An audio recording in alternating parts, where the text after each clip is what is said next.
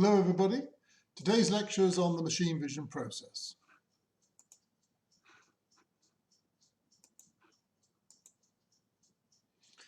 So what we're talking about this week is really what we do in terms of analysing and interpreting images in machine vision. So we might be looking at biscuits on a production line. How can we determine whether they're broken half or not? Fairly simple application. So to do these kind of tasks in industry, we need to generally apply the 5 stages of machine vision. And what I'll do is I'll go through and explain in a little bit of detail what each of these stages involves. Starting off, of course, with actually having an image to analyze in the first place. So image acquisition. Now, really, you could argue that this is the most important stage because without a decent image, you'll be hard-pressed to do anything, really. And we're talking about environmental structuring. So, of course, we need some decent lighting. And as we've been talking about, we need a camera, a suitable camera. It's got the right resolution, frame rate, and whether it's color or gray level, depending on the application. And we need to get a lens up together, which has got the right focal length to give us the required field of view. And also not too short a focal length, otherwise we'll get distortion, such as brow distortion that we talked about. And also we need it, of course, to be able to transmit the wavelength of the illumination we're talking about. So if we're using infrared, we need to make sure that the lens is capable of imaging in infrared light.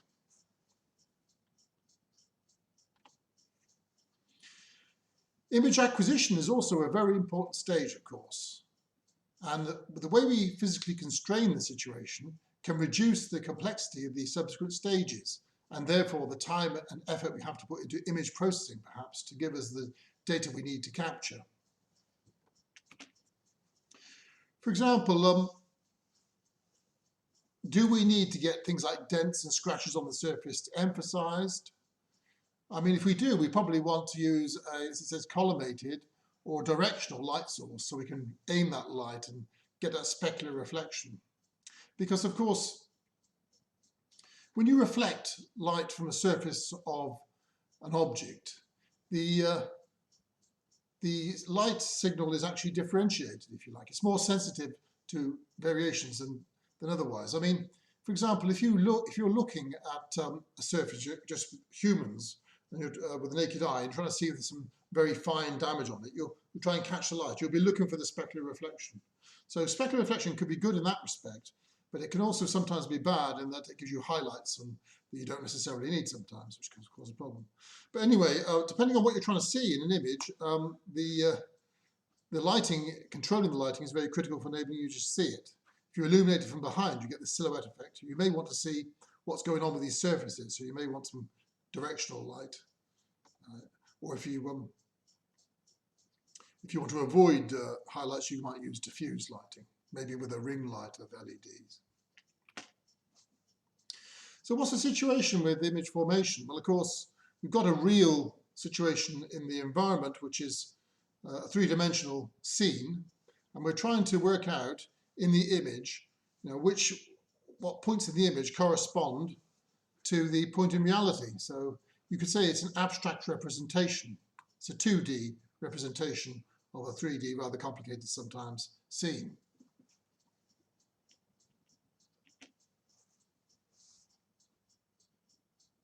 How do we handle the image data? Well, of course, we're using a digital computer, so we've got to discretize the data in terms of the number of pixels, and then quantize it in terms of the number of gray levels. And actually, a lot of the time, as I think I mentioned before, when we're doing machine vision applications, we find that sort of 5 megapixels is not bad, and a lot of the time, grayscale images with an 8-bit camera will suffice, so then you've got 256 gray levels.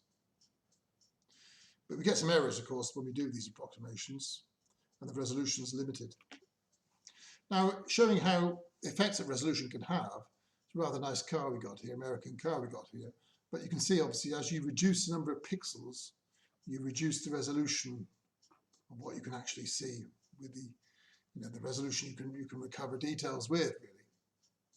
By the time you got to 10 by 6 pixels, you have a hard time working out you're looking at the car.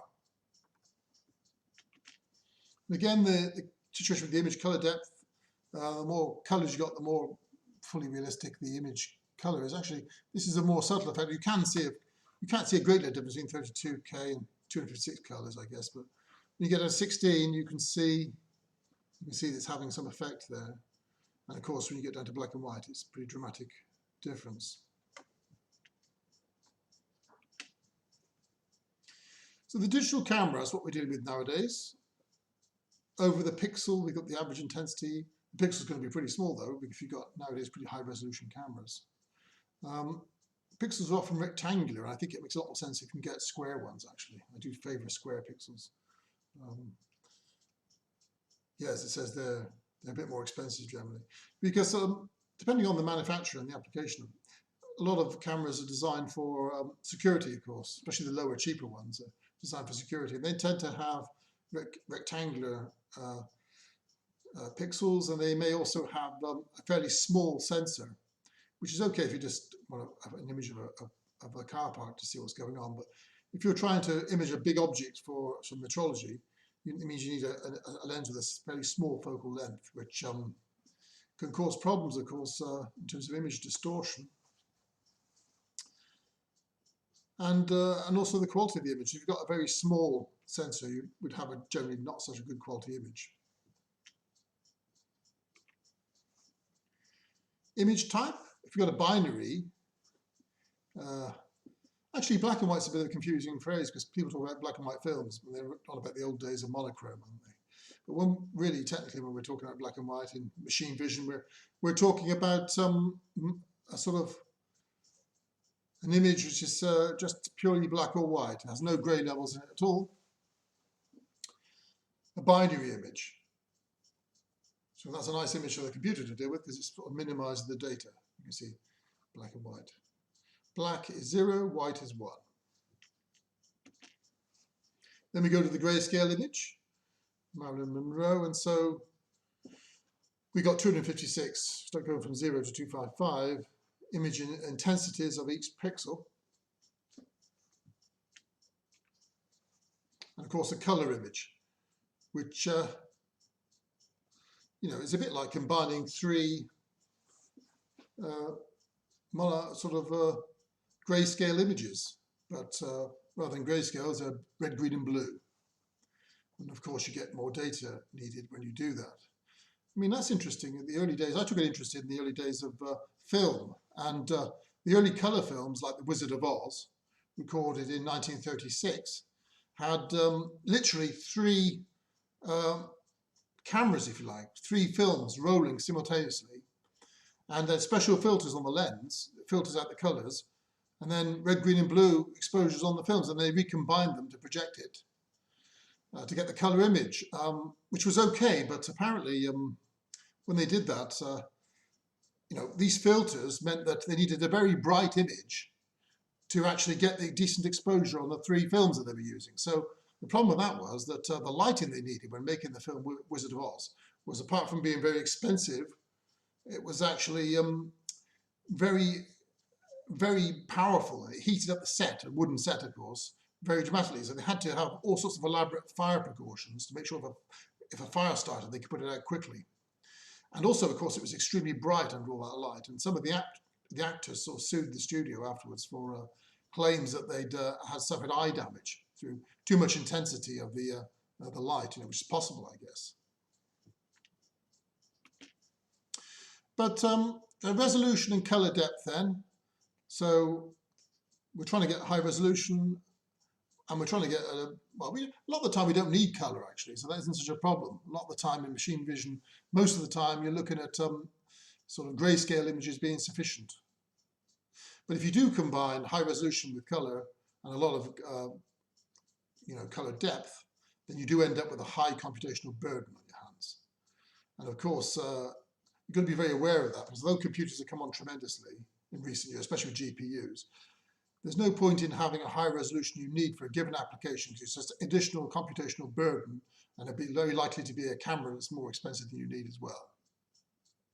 A lot of the time we can use binary images. We can take the image, immediately turn it into a binary image and use that. The raster image, of course, use raster scannings. 0 black, 255 white. And in general, yeah, we get too much data. We get more data than we need most of the time in machine vision for various reasons. And we need to reduce that data down so that we can actually more easily use it. And that's what a lot of what we do in machine vision in various ways, to be honest. So there we are. That was imagery acquisition. The next stage in the 5 stages of machine vision is actually pre-processing. So we got the image. We've got to see what are we going to do to this image to get it into the format we need for doing what we're trying to do with it. That's what pre-processing is. The most obvious one is filtering, where we'll get rid of some of that noise, which naturally can occur in images, and get rid of some of the distortion if there is some, and then start looking for edges. And highlighting features of interest. We're trying to enhance the contrast. We start looking at histogram analysis and manipulation. These are all fairly straightforward ways of just dealing with the image data and trying to make some sense of it, really. So in the case of filtering, we get this nasty salt and pepper noise. This is like a simulated example of it. And you can just do the mean filter, which is the way you put a mask of size 9 by 9 pixels over the image and take an average, and then change the central pixel to that average. It depends on the size of the mask. The resolution can be reduced. The bigger the mask, the more reduction in resolution you get. The situation is not quite so bad when you use the median filter, where you use the middle intensity in that range rather than using the average. That's quite a handy way of getting rid of salt and pepper noise.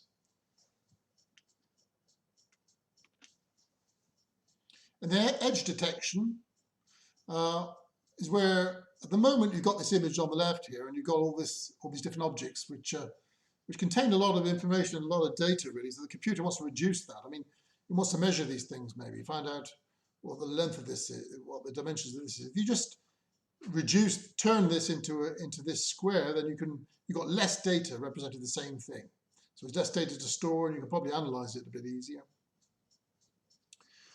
And one way, there's various types of filters that you can use for edge detection, and one of the more famous ones is a Canny operator, and you can look this up. Have a look on Wikipedia or wherever you can find it online and find out what the Canny operator does. It's just one type of edge detector, but it's quite commonly used.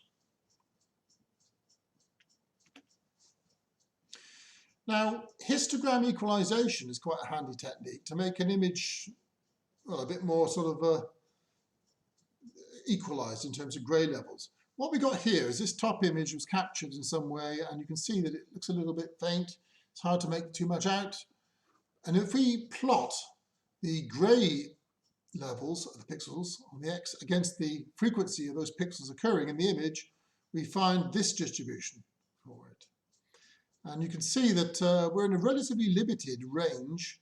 What was that, from about 120 to about 200 intensity level, and that's why we're not able to make it out too clearly. So we can apply a thing called histogram equalization. You can do this in LabVIEW, of course. We are dragging it out so that the pixels now range over the full range of 0 to 255, and you can see now. You can see what's going on with these pixels. You can see a lot more clearly, I think, what's going on in this image. So that's one technique that's used. But histogram analysis is where you start analyzing this distribution to see what you can do. Now, a lot of the time, what you get is a bimodal image. So you've got an image where there's a certain number of dark pixels, here we are, representing this object, and then a larger number of lighter pixels, which in this case is the background. Now, this is quite a nice place to start off with in machine vision, because you can just simply do a simple threshold, such as you've been doing in LabVIEW, and then choose a threshold value of 120, and we got the image nice and segmented there. No problem. There we are, we simplified it. Now, it's rather than all these grey levels, we just got black and white, and that's it, there it is. But what if we got a situation where we don't have such quite a nice, simple example of setup? We may have some very non-linear lighting, or sorry, non-uniform lighting, really. So in this case, someone's going to lit this over here, okay?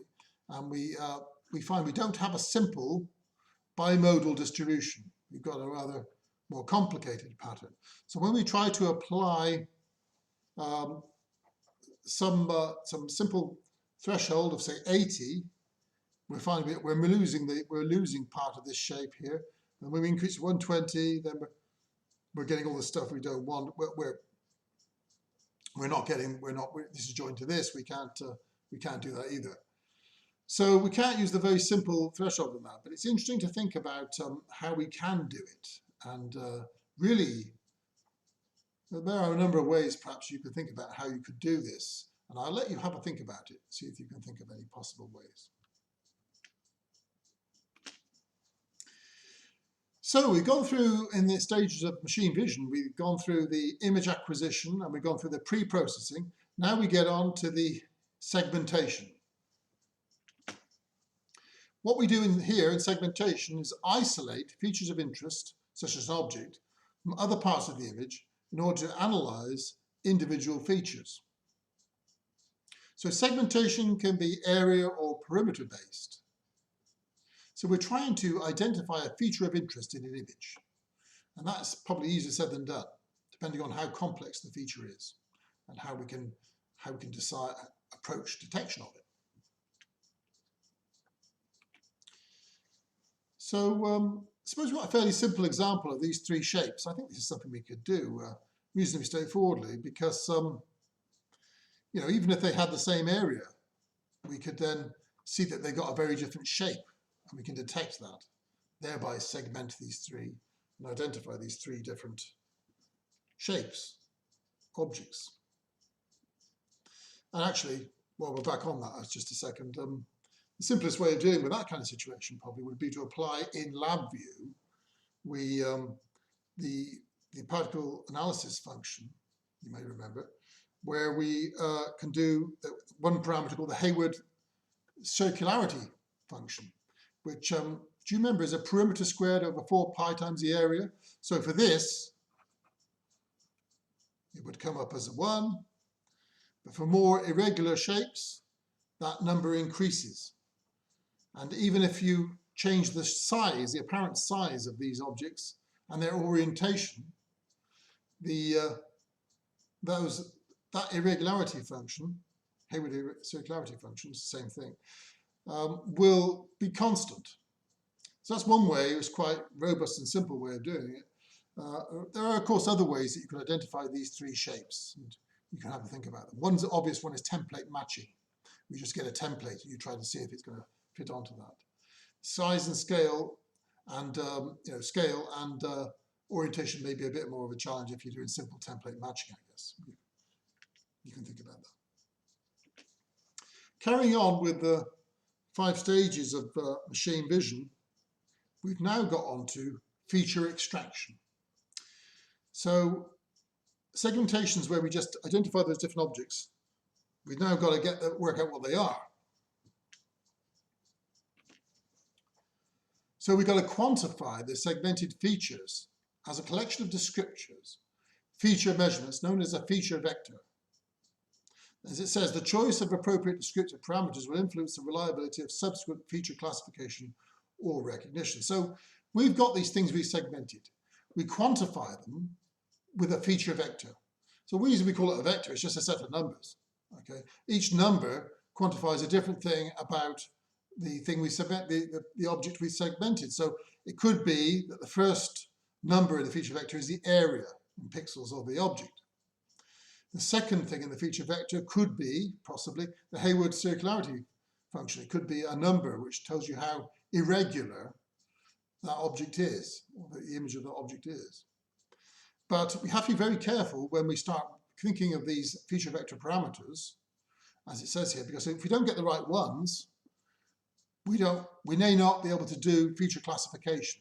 We may not be able to recognize objects as they come along. So it's a very important stage of machine vision to carefully consider what we need for feature extraction in the feature vector.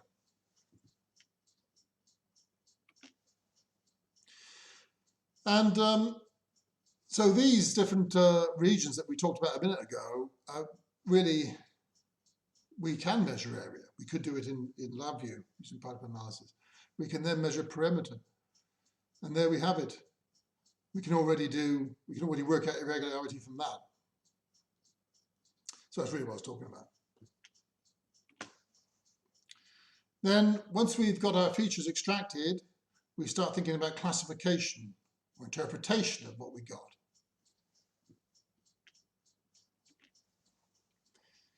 And here we have to do the correct assignment of features that share some common property and could be different categories of object, for example.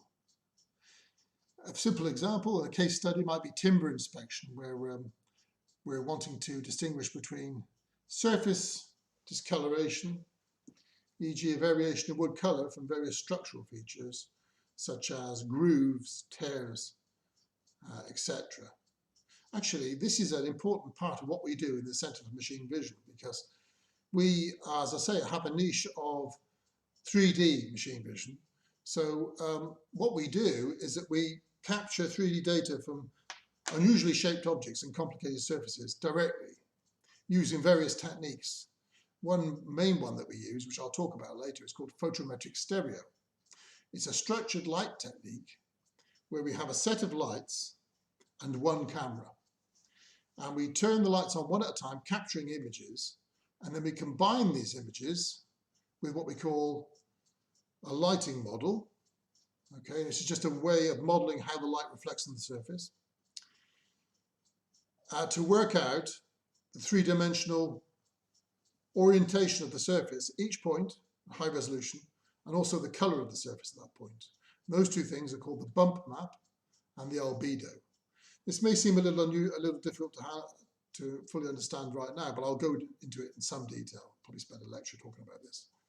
So it's not really a problem. But this technique works very well and very much helps you to actually, in the computer, in the processing, you generate a bump map, which I say is a dense array of surface normals, and the albedo, which is just like the reflectivity due to the pigment of the surface. Now, these two things are separated very robustly with this technique. So this is a good example of how we can make it easier for ourselves with specialized instrumentation, lighting, and so on, to get the information we need, rather than worrying about very difficult processing, perhaps. Because what we're talking about here may work, it may work for certain types of wood. You may be able to differentiate between surface discoloration and certain types of features, grooves and tears, because you may know what these features look like.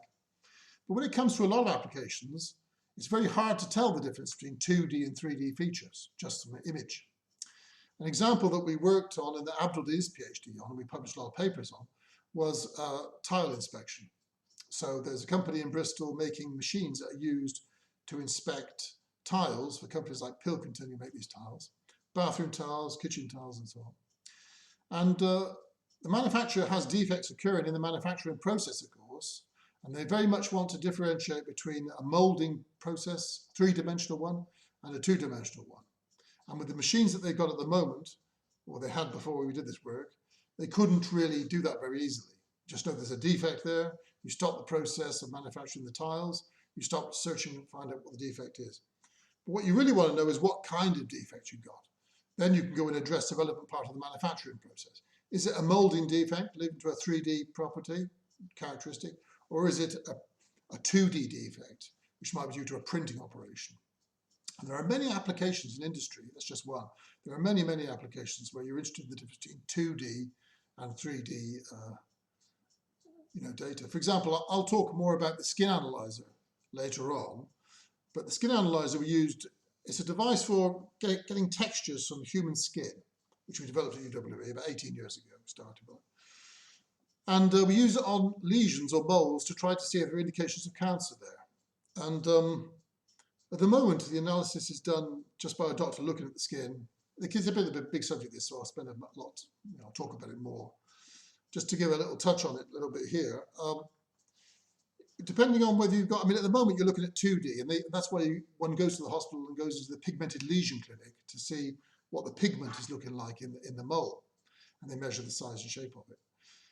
Well, they haven't really got any tools to do that, they've just got a rule, and that's about it. But with this device, we're able to accurately and repeatably measure size and shape of different defects, 2D and 3D, because it employs this photometric stereo technique. So you can see what the color variation is, you can see what the 2D shape of the mole is, And then you can apply the 3D bump map, and you can start, you can do renderings of it. You can move a virtual light around in the computer and see what the skin would look like if you change the lighting angle. A bit as though if you're with the patient.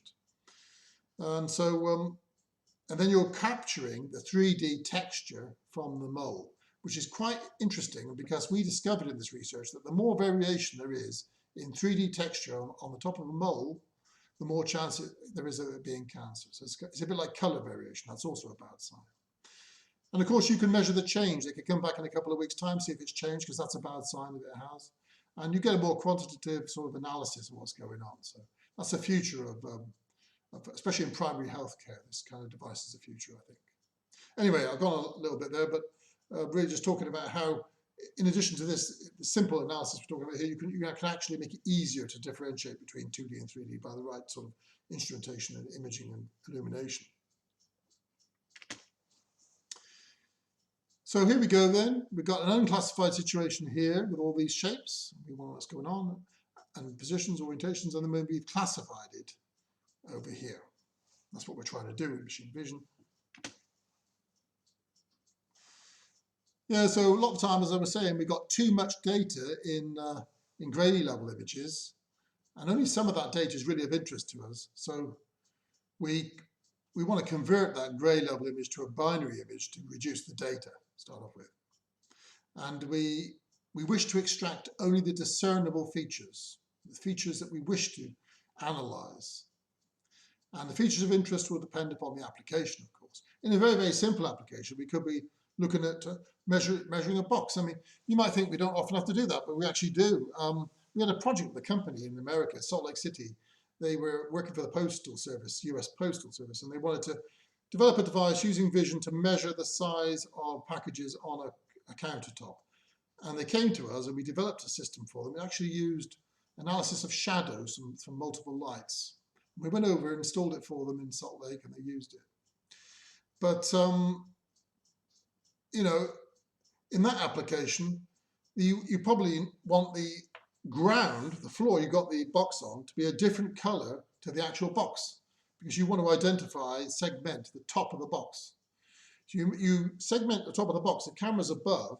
If you segment the top of the box, and you've also got a rangefinder, maybe ultrasonic perhaps, then you can immediately find the size of the box in terms of that cross section. I mean, you can, for example, do it all that way. That would give you the size of the box and the height of it with the height measurement. Or if you didn't want to get the complexity of having ultrasonic height measurement involved, you could just, which is what we did for them, just simply analyze it with multiple lighting. So then you look at the shadows, and the shadows will tell you in combination what the height of the box is, because you know the location of the lights. And that worked pretty well. It was very robust. Even when there's changes in background lighting in the application, it still works because you can use specific frequencies that they wouldn't be very common, like certain infrared frequencies, and put a filter on the camera. And since there's not much of that light in the background, you get a decent quality image.